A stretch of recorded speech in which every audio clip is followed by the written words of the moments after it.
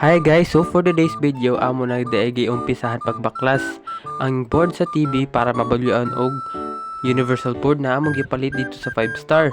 So mo ni siya ang proseso. Nagdugay mi diri og baklas kay mo lagi ning katangahan nga may lock pa di ay. Hanto dahin tabang na gid mong sir mao pa na baklas so kanao.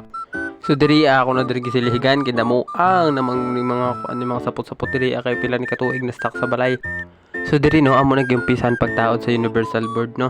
Amo na diri ang gi-cutting ang wire tapos ikabit mo ang universal board ang iyang pinaka wire didto nga kabaling kadamo ang nalipong ko dira dapit pero all goods naman kay na may kuan na may guides man lagi. So ari po diri nga part ay mga busy po talaga di ako mga classmate kay tig-usa jud mig TV adili day by partner day ni siya. So duha ka tawo ang magtabang sa usa nga TV kay para balyon og board tapos suklon mga voltahe. So ari diri amon TV nga pila ka tuig nga na stock sa balay pero karon di ba tawo na siya, kulang na lang cable na lang para mutawo na gyud siya di ba all goods na siya.